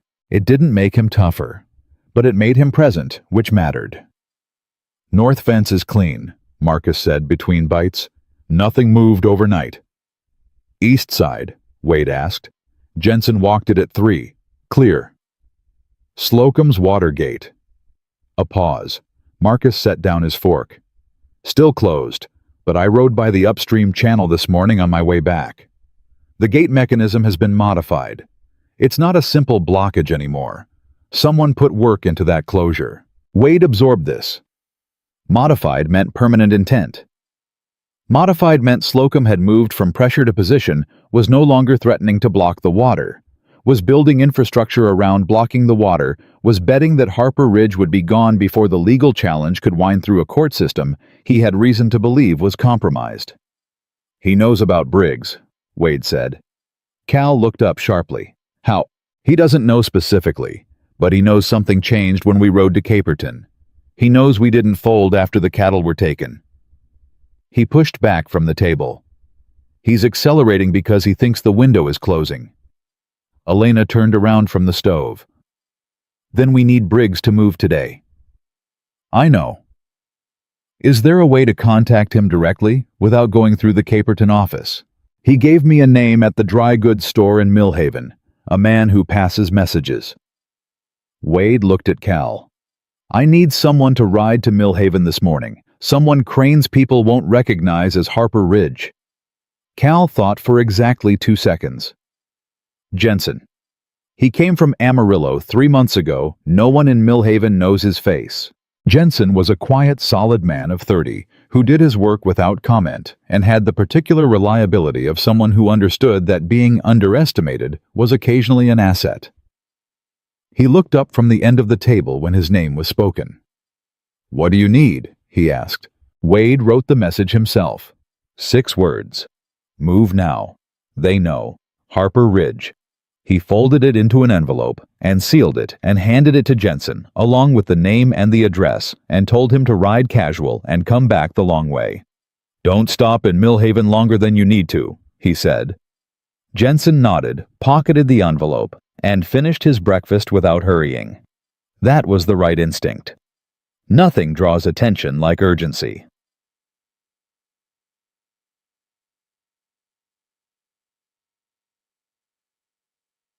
Jensen had been gone 40 minutes when the second note appeared. Not on the porch this time, on the well. Remy found it tied to the well handle with a length of cord, and he brought it in without touching more of it than necessary, holding it between 2 fingers, with the careful caution of someone who has been paying attention. He set it on the kitchen table and stepped back. Wade opened it. This one was longer than the first. 5 lines in that same confident, unhurried hand.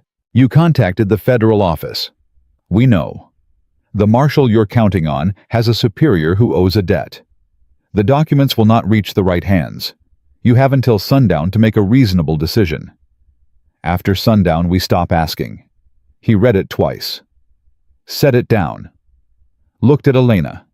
She had read it over his shoulder. Her face was composed, but her eyes were doing something complicated, moving through the implications with that quick analytical speed she had, working the angles calculating. He's lying, she said. About which part? About Briggs's superior. She pulled out the chair across from him and sat leaning forward slightly. Crane lies strategically. He tells you a thing that's impossible to verify quickly, something that creates enough doubt to make you hesitate. It doesn't have to be true. It just has to be believable enough to cost you time. How can you be sure? Because I kept the books, she said. I know how he spends his money and where his influence reaches. He has a judge in Millhaven and 2 county administrators and a man in the land assessor's office. He does not have a federal marshal's superior officer. She held his gaze. If he did, he would have used that card 6 months ago, not now. Wade sat with this.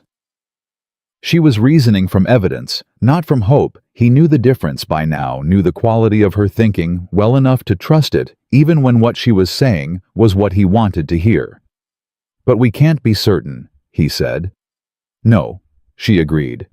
We can't. A pause. Which is exactly what he's counting on. He looked at the note. After sundown, we stop asking. A threat with a deadline, which meant Crane was on his own timeline, which meant he was close positioned and ready to move. The note wasn't a negotiation. It was a statement of intent dressed as an offer.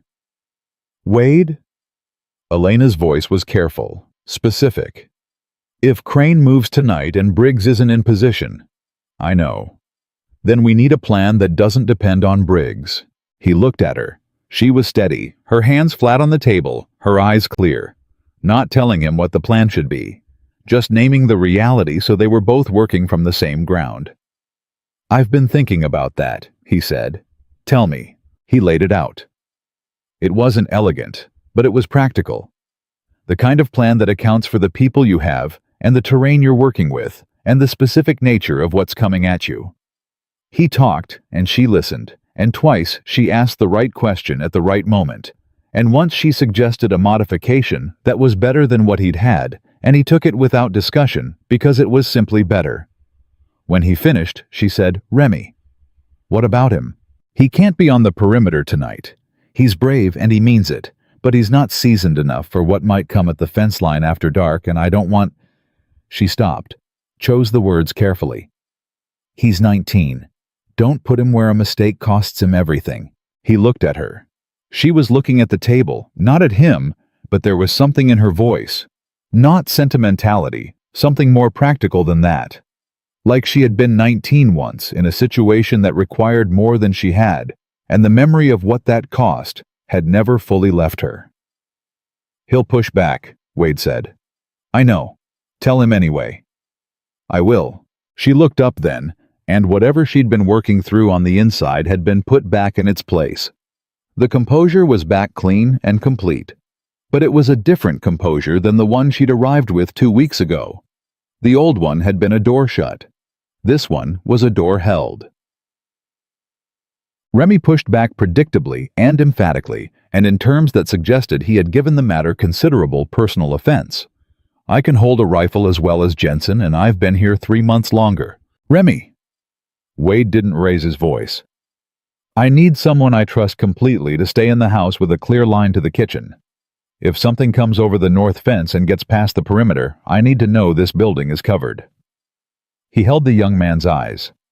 That's not the consolation position. That's the position I'm trusting you with because I need it held, and I need it held right. Remy was quiet for a moment, working through it. Is that true? He asked. Directly, which was one of the things Wade had come to appreciate about him. Yes, Wade said. It is. Remy exhaled through his nose. All right. Good. And Remy, your rifle stays loaded and stays close. If anyone comes to that kitchen door after full dark, that isn't one of us, you don't ask questions. The boy nodded. His jaw was set and his eyes were serious, and he looked in that moment considerably older than 19 Metchog.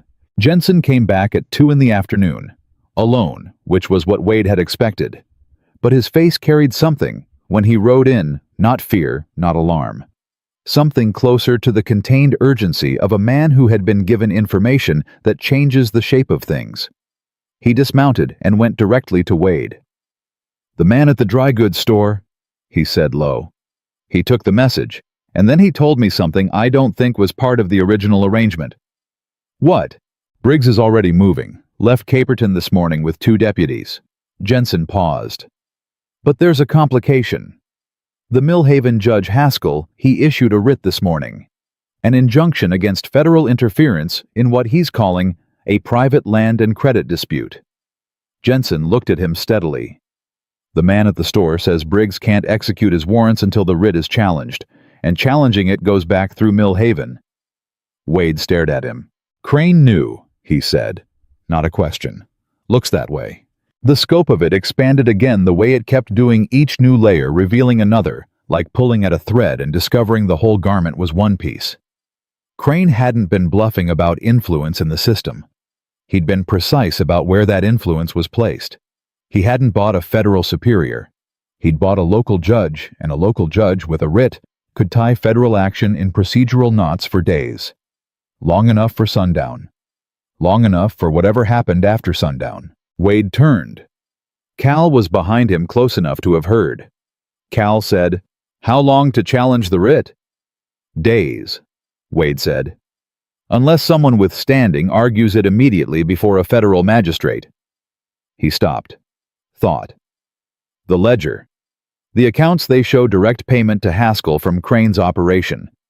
That's corruption of a judicial officer. Federal crime. That supersedes Haskell's writ entirely.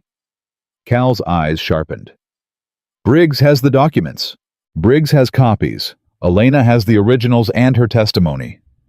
He was already moving toward the house. Get Marcus. Get everyone positioned now. I don't know if Crane was counting on us figuring this out in time or not, but I'm not giving him the benefit of waiting. Elena was in the kitchen when he came in fast, and she read the situation off his face before he said a word. What happened? He told her. She listened without interrupting, and when he finished, she was quiet for precisely 4 seconds, which he now knew was her processing speed for significant information, 4 seconds from input to conclusion. Haskell's name is in the ledger, she said. Column 7, fourth quarter of last year. 12 payments labeled as consulting fees. The dates correspond to 3 rulings he made in land disputes that went Crane's way. She was already moving to the back room. If Briggs can get that specific accounting in front of a federal magistrate today, can we reach Briggs directly, not through Millhaven? She stopped, turned. There's a telegraph office in Bower Creek, 15 miles west. I know it. If Briggs is already moving toward Millhaven, he'd pass within 5 miles of Bower Creek. She held his gaze. If someone rides hard and gets there before he does, they could telegraph ahead to his deputies to redirect him. That someone would be riding through open country between here and Bower Creek, he said. Country that Crane's people are likely watching. Yes, she said. They would be. A beat. I'll go, she said. No, Wade. Her voice was quiet and absolutely firm. I can identify Haskell's payments by memory. I don't need the ledger in my hands. I have the numbers, the dates, and the corresponding case rulings memorized, because I had to memorize them in case the box was ever taken from me. I can give Briggs's deputies everything they need in 15 minutes. She looked at him. Nobody else in this building can do that. He stood at the kitchen door and looked at her and hated the logic of it, with the particular clean-edged hatred of a man who knows he's going to agree with something because it's right and not because he wants to. Marcus rides with you, he said. Agreed. You don't stop. You don't wait if something looks wrong. You ride straight through. Agreed. And Elena? He stopped. Wade. Come back, he said. Just that. Low and direct, and carrying everything he wasn't saying around it. She looked at him for a long moment. Something in her face moved a shift, not large, not dramatic, but real. The kind of real that comes from somewhere that composure doesn't reach. I intend to, she said. They were gone 11 minutes later. He watched them clear the gate and let himself watch for exactly 5 seconds. Marcus's steady seat, Elena's clean, upright posture, both horses moving fast and purposeful. And then he turned back to the yard. Cal. Here. Double the east perimeter. If Crane's moving before sundown, he comes from the north or he comes from the east, and I want both covered before the light goes. He checked the sky. 3 hours of daylight, maybe less. Jensen, you're with me on the main approach. Remy. Kitchen, Remy said. His voice was clear and steady. I heard you the first time. Good. Wade looked at him 1 extra second. You're doing right, son. Remy blinked. Then he nodded once and went inside. The first shot came from the north at 20 minutes before sundown, and it was a warning shot, high and deliberate, the kind fired by someone who wants to announce they are not interested in subtlety anymore. Wade was at the east fence line when he heard it. He moved before the echo finished. North perimeter. Cal's voice carrying across the yard with the controlled volume of a man who knows how to project without causing panic. 2 riders, maybe 3, they're staying at range. Wade ran. The ground was hard under his boots and the cold air burned in his lungs, and he thought with the particular clarity that comes when things are finally moving after a long period of pressure. This is what he was waiting for. The ranch broken down enough that it couldn't defend on two sides at once. He'd been thinking about that. He'd been thinking about it for 2 days. He reached the north fence and took position beside Marcus's usual spot, except Marcus wasn't here. Marcus was on the Bower Creek Road, and what he had was Cal and 2 hands, and Remy in the kitchen, and the riders on the north line were 3 men who were maintaining distance, which meant they weren't the main event. They were the distraction. "Cal," he said low. "I see it," Cal said right beside him. He'd read it too. "They're keeping us looking north." "East side," Wade said. "Now." They ran. The east fence was where the remaining cattle were penned for the night. It was also where the fence had already been cut once. It was the most valuable, most vulnerable point on the property, and if you wanted to take something or burn something or do damage that couldn't be undone before morning, that was where you went. 3 men came over the east fence at a dead run, and they were not there to negotiate. What happened in the next 4 minutes was the kind of thing that gets told in bunkhouses for years afterward, not because it was heroic in any organized sense, but because it was the collision of 2 groups of people who had both decided at the same moment that they were done with waiting. Wade took the first man at the fence line physically, not with a weapon, because the man was close enough that a rifle was the wrong tool. And what it took was the fence post, and the man's own momentum, and the particular leverage of someone who had been working land his whole life, and had the physical knowledge of exactly how much force goes where. The man went down hard and stayed down. Cal handled the second with a focused efficiency that suggested he had done this particular kind of work before and had no strong feelings about doing it again. The third man stopped. He was 6 feet from the cattle pen, close enough to have reached it, and he stopped because he had looked at the 2 men in front of him and made a rapid and accurate calculation about his odds, and because the sound of a rifle being cocked from the direction of the house was a persuasive addition to that calculation. Remy Alcott was standing at the kitchen window with his rifle leveled and his face entirely steady. The third man put his hands up. They had the 3 men secured to the fence post when Jensen came in from the north side with news that the riders up there had turned and gone the moment the east side went loud, which confirmed they'd been a diversion and nothing more. Whatever Crane had hoped this engagement would accomplish, it hadn't worked. The cattle were secure, the crew was intact, and 3 of Crane's men were sitting in the dirt with their hands tied, and a very young man watching them with a rifle, and a conviction that absolutely nothing was going to move on his watch. Wade looked at the 3 men. He crouched in front of the one who seemed most likely to be senior, the one who had stopped calculating instead of just stopping. "Who sent you?" Silence. "You're looking at criminal trespass, destruction of property, and attempted theft," Wade said.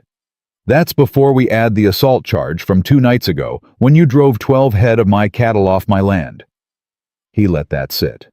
"Deputy Marshal Briggs is going to be on this property by tomorrow morning. What you tell me tonight determines whether I have anything to say on your behalf when he gets here." The man looked at him. He was not young, early 40s, experienced in the way that men who do this kind of work get experienced, which is to say, careful and hard-used. He was also, Wade realized, smart enough to know when the odds had shifted beyond recovery. "Crane," he said. "Aldous Crane. He hired us out of Millhaven." "What were you hired to do tonight?" A pause. "Take the cattle, and the woman." The word landed like a stone in still water. "The woman is not here," Wade said. His voice did not change. He was very deliberate about that. The man said nothing. But something in his expression shifted something that told Wade that not here had not been part of the plan, and that not here was information that was going to matter. He stood up, looked at Cal. "Watch them," he said. He walked to the house. Remy was still at the window, rifle down now, watching him come in with an expression that was trying to be calm and mostly succeeding. "They were going to take her," Remy said. Not a question. "Yes." "She's not here." "No, she's not." He went to the kitchen table, looked at the lamp, Listen to the ranch around him, the cattle settling, the hands' voices low and steady, outside the particular quality of aftermath, which is always both relief and the recognition that the relief is temporary. Remy. Sir? He almost told him not to call him sir. He let it go. You did exactly right tonight, he said. Every part of it. Remy was quiet for a moment. My hands are shaking, he said. Honest about it, which was the right call. That's normal, Wade said. It means you're paying attention to what just happened. It'll pass. He looked at the boy. Put the rifle down and eat something. The shaking goes faster with food. Elena said the same thing once. About shock. Remy set the rifle against the wall. She told me a while back after she caught me trying to skip lunch on a cold day. She said the body settles when it knows it's been fed. Don't argue with your body, Remy. He almost smiled. I thought she was talking about food. She was, Wade said. And also other things. He poured a cup of coffee and wrapped his hands around it and thought about the Bower Creek Road and how far they'd gotten and whether Briggs had been redirected in time and whether the writ was being challenged right now in front of a federal magistrate who hadn't been bought. The lamp burned. The ranch was quiet. The 3 men outside were secured and the cattle were safe and the crew was intact. And Elena Brooks was out in the dark on a 15-mile road with Marcus Webb and everything she had memorized, riding toward the man who could end this riding toward the possibility of it finally actually being over. He set down the cup, went to the door, opened it, stood in the cold, and looked at the road and waited. They came back at 9:30. Wade heard the horses before he saw them. 2 sets of hooves on the hard ground, moving at a pace that was fast but not desperate, which told him the broad shape of things before any words were exchanged. Desperate people ride desperate. Marcus and Elena came in steady, and steady meant they'd gotten through. He was off the porch before they'd fully stopped. Elena dismounted, and her boots hit the ground, and she looked at him, straight at him first thing, before she looked at the yard or the house or anything else. And he understood that she'd been doing the same thing he'd been doing for the past several hours. Counting on someone being where they'd said they'd be. We reached Briggs's deputies at the telegraph office, she said. Her voice was level, but there was something underneath it, an exhaustion, a release. The particular quality of a person who has been holding a great deal of tension for a long time and has just been told they can let some of it down. They redirected Briggs. He's going directly to the federal magistrate in Delaney County, not Millhaven. The magistrate there isn't connected to Crane's network. Haskell's writ will be challenged tonight. The deputies had enough from my statement to move on Haskell directly as well. She paused. They're treating it as obstruction of federal process. That supersedes the writ entirely. He exhaled. It came out longer than he'd meant it to. And here? She asked. Her eyes moved to the east fence line where the 3 secured men were visible in the lamplight, then back to him. They came for the cattle, he said, and for you. Her jaw tightened almost imperceptibly. They didn't get either. No, he said. They didn't. Marcus had already handed off his horse to Remy, who had appeared at the barn door with the wide-eyed energy of someone who had been managing adrenaline for 3 hours and was deeply relieved to have somewhere to direct it. Marcus stopped beside Wade on his way to the house and said quietly, She didn't hesitate once. The whole ride. Everything she gave those deputies, dates, figures, names, she had it all exactly right. He said it without drama, the way Marcus said everything, which made it land harder. That's a woman who's been carrying a very heavy thing for a very long time. He went inside. Wade stood in the yard with Elena, and the cold settled around them, and the lamp from the kitchen threw its light across the ground between them. Come inside, he said. Eat something. Remy will tell you you're his hero, and you'll need to handle that with grace. Something moved across her face, a flicker, almost a smile. I'll manage, she said. Yuck. The next 12 hours were the kind that burn themselves into a person's memory, not through drama, but through density. One thing after another, each one carrying weight, until by the time you look back at the beginning of the sequence, it seems like days have passed instead of hours. Briggs arrived at Harper Ridge at 7 in the morning with 2 deputies and a federal magistrate's order that voided Haskell's writ and authorized warrant execution across 3 counties. He came into the kitchen, accepted the coffee Elena put in front of him with the gratitude of a man who had been writing since before dawn, and spread the documents on the table with the focused efficiency of someone who had been working toward this moment for 14 months and was not going to let sentiment slow him down now that it had arrived. He looked at Elena first. "Your statement held up completely." The magistrate was satisfied. "Haskell," she asked. "Suspended pending investigation. His cases are being reviewed." He looked at her steadily. "That includes every land ruling he made in the past 3 years. Wade caught the implication before she said it. "The Harper Ridge water easement dispute." Briggs looked at him.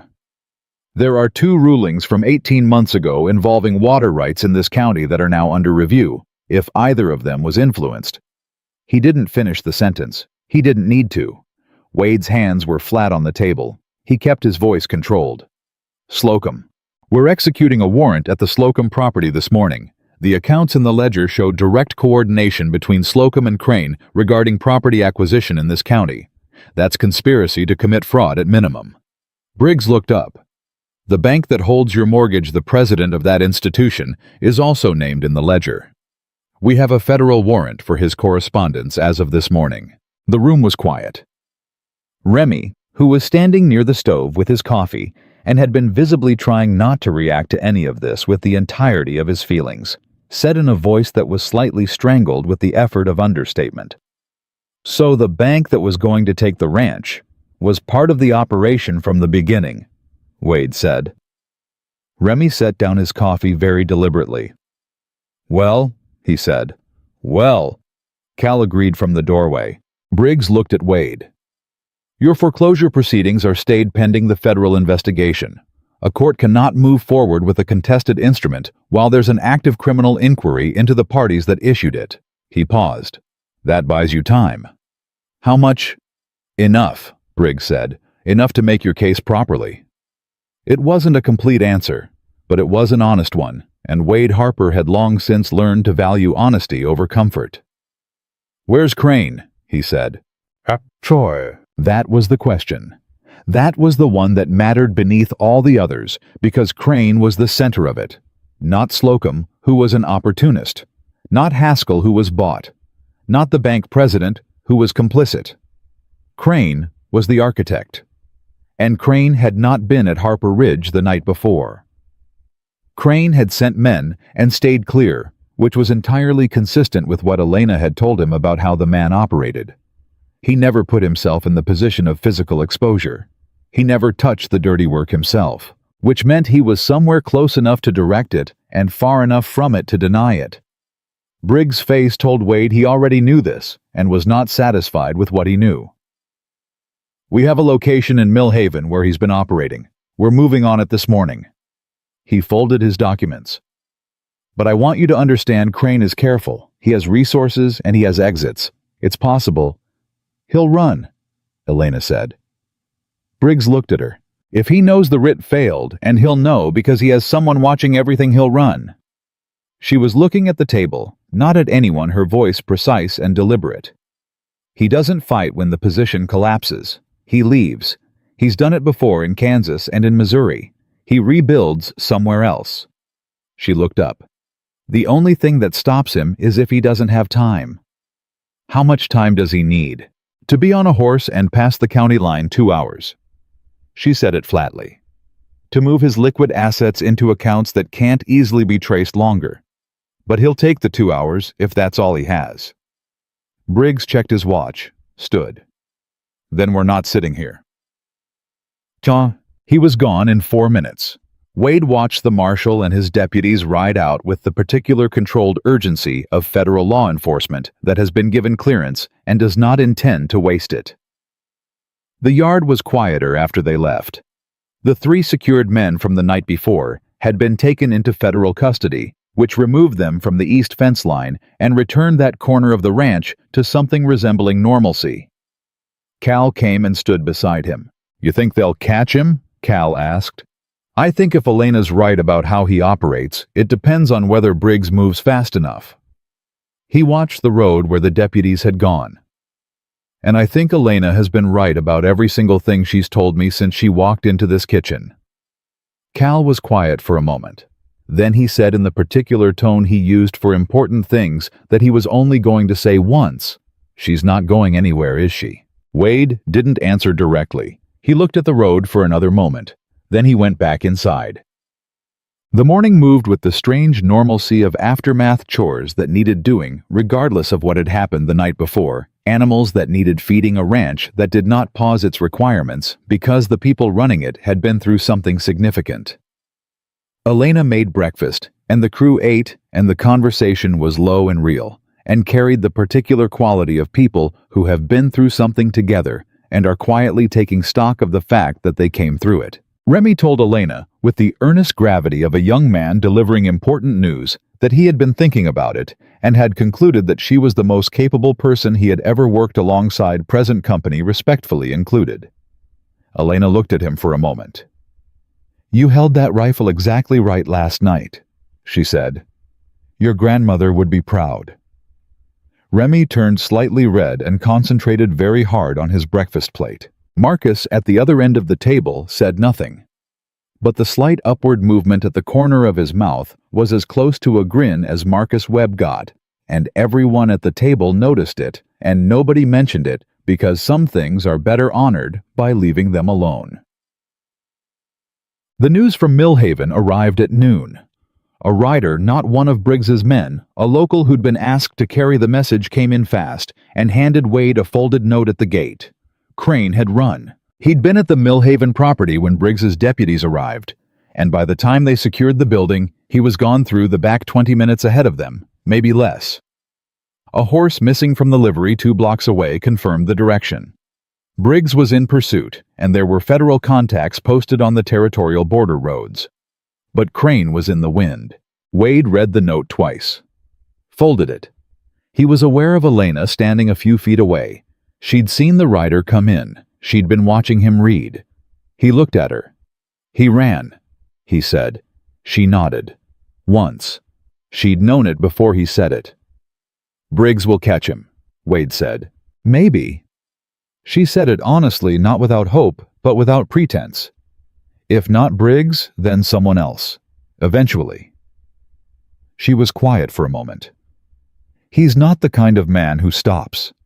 But he's also not the kind of man who can go back to operating the way he was once his network is exposed.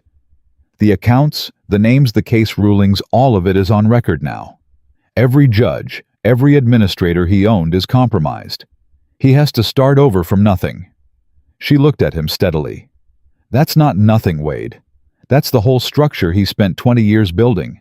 It's gone." He looked at her. She was standing in the midday light, and she looked.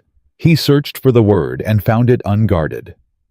It was the first time since she'd arrived, since that first morning in the pantry, that she looked fully unguarded. The vigilance was still in her. It would probably always be in her. It had been built in too deep to fully dissolve, but it wasn't governing everything the way it had been. It was just a part of her now instead of the whole of her. "The ranch," he said. "The foreclosure being stayed, that means time to restructure.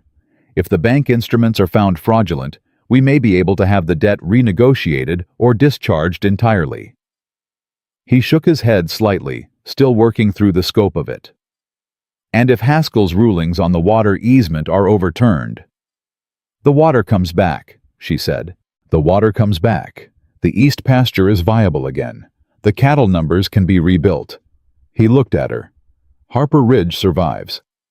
She looked at him with a particular expression, something warm and genuine that she had been letting show more often in the past few days, and that he had been quietly cataloging each time it appeared the way you catalog things that matter. "It was always going to survive," she said. "You were always going to find a way." "I wasn't," he said, honest about it. "Not alone, not the way things were going." He held her gaze. "You know that." She didn't deflect it, didn't minimize it. She just held his gaze back directly, which was one of the things about her he had come to value most, the directness, the refusal to perform modesty at the cost of truth. "I know," she said. Slocum's Watergate was restored to proper operation by federal order at 2 in the afternoon, which Cal confirmed by riding the East Channel himself and coming back with a report that the flow was returning to normal pressure. He delivered this information with the contained satisfaction of a man who has been waiting 11 months to hear it. "The cattle can move back to the east pasture tomorrow," he said. "Tomorrow?" Wade agreed. "The fence needs work." "It'll get done." Cal nodded. He turned to go, then stopped. Looked back at Wade with the expression he used when he was about to say something he'd been thinking about for a while. "She belongs here," he said. "I'm not telling you anything you don't know. I'm just saying it out loud, because sometimes a thing needs to be said out loud." He put his hat on. "That's all." He went back to work. Wade stood in the yard and listened to the sounds of the ranch around him. The cattle, the horses, the voices of the men doing the ordinary necessary work of the place, and felt something he hadn't felt in 2 years.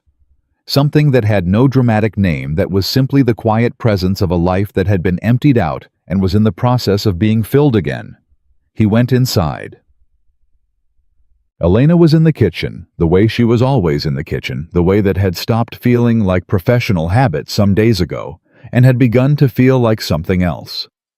She was at the work table going through the supply inventory with the methodical care she brought to every task, making notes, calculating what was needed, planning ahead, the way she always planned ahead, because Elena Brooks had lived for 2 years without the luxury of taking tomorrow for granted, and had learned to be ready for it before it arrived. She heard him come in. She didn't look up immediately. She was finishing a line in the notebook, and that small thing finishing the line before looking up the absolute completion of the task. Before shifting attention was so entirely her that he felt it somewhere in his chest, the recognition of it. She looked up. He crossed the kitchen and stopped on the other side of the work table. Not the length of the room, just the table. Close enough that there was no ambiguity about intention. "I want you to stay," he said. She was still. Not the old stillness, not the careful, self-protective stillness of a woman managing her exposure. The stillness of someone who has just heard exactly what she needed to hear and is taking a moment to believe it. "As the cook," she said, not arguing, testing. "As whatever you decide to be," he said. "Cook partner, whatever comes next. But here, on this ranch," he held her eyes. "With me." The kitchen was quiet. From outside came the ordinary sounds of Harper Ridge in the afternoon. Cal's voice, the horses, the particular rhythm of a working ranch that had survived something and was still going. "I've been running for 2 years, she said. Her voice was low, honest. "I know. I'm not—" She stopped, exhaled, started again. "I'm not certain I know how to not run. What that looks like. What it feels like to just stay. I don't know how to let anyone close," he said. "What that looks like. What it feels like to not push people to a comfortable distance and call it management." He looked at her. "I think we're both going to have to figure it out." Something in her face, the last of it, the last layer of the distance, let go. "Yes," she said. "I think we are." He came around the table. She didn't step back. She tilted her face up slightly, and he looked at her, at this woman who had walked into his failing kitchen with a canvas bag and a set of questions that had rearranged everything. And then he kissed her. It wasn't urgent or desperate. It was the kind of kiss that happens between people who have been circling something true for long enough that when they finally arrive at it, there's no performance left in it. Just the thing itself, quiet and real, and carrying the full weight of everything that had passed between them in the preceding weeks. The meals and the ledgers and the late-night conversations at the kitchen table, and the ride to Caperton, and the sound of horses coming back across dark ground. She kissed him back with the same directness she brought to everything.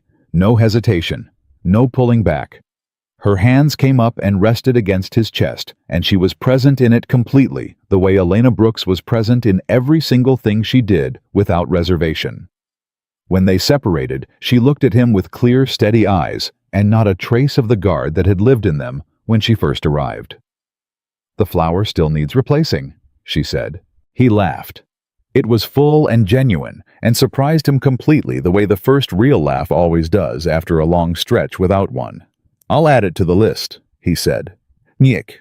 3 weeks later, Deputy Marshal Holt Briggs sent word that Aldous Crane had been apprehended at the territorial border, turned in with some satisfaction, it appeared, by a contact Crane had burned 2 years prior in a dispute over unpaid funds. The irony of it was complete and appropriate.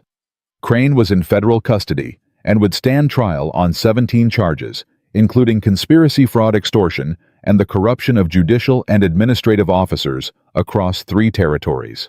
Garrett Slocum, faced with the exposure of his coordination with Crane, attempted to negotiate reduced charges by providing testimony against the bank president, which the federal prosecutor accepted with the particular pragmatism of someone who wanted the bigger case. Slocum was ruined regardless. His property mortgaged beyond recovery, his reputation gone, his standing in the county reduced to the kind that men avoid making eye contact with in the street. He left Delaney County before winter. The bank president's correspondence confirmed what the ledger had suggested. The Harper Ridge foreclosure had been manufactured. The debt terms manipulated, the pressure coordinated with Crane's network from the beginning. The federal court vacated the foreclosure proceedings entirely. The mortgage debt was renegotiated through a different institution at terms that were honest and manageable. The water easement ruling that Haskell had tainted was overturned, and Harper Ridge's rights to the Eastern Channel were restored and formally documented with the kind of legal standing that would not be easy to challenge. Cal and Marcus rebuilt the east fence in 4 days. Remy helped, and while he was not naturally gifted at fence building, he was enthusiastic about it in a way that the other men found more charming than obstructive mostly. The 12 head of cattle that had been driven off were recovered. Briggs's deputies had found them held in a corral on property connected to Crane's network and returned them with the straightforward efficiency of men who considered this the satisfying kind of paperwork. The kitchen remained Elena's. She never moved her bag back to within arm's reach. It sat in the corner of the back room where she slept, and it stayed there. And one morning, Wade noticed that the locked box was no longer in it, was in fact on the shelf above the work table in the kitchen, unlocked, holding recipe notes and supply lists, and the folded copy of the cattle registry she'd started maintaining because someone needed to, and she had the clearest head for numbers on the ranch. He didn't say anything about it. Some things are better honored by leaving them alone. Remy learned to make cornbread under Elena's instruction, and it was not good at first, and then it was acceptable, and then one morning it was genuinely good, and he stood at the stove and looked at it with the expression of a person who has just discovered a capability they didn't know they had. Elena told him he had reasonable instincts and should develop them, which was the warmest thing she said to anyone who wasn't Wade, and Remy treated it accordingly as high praise delivered by someone who did not give it lightly.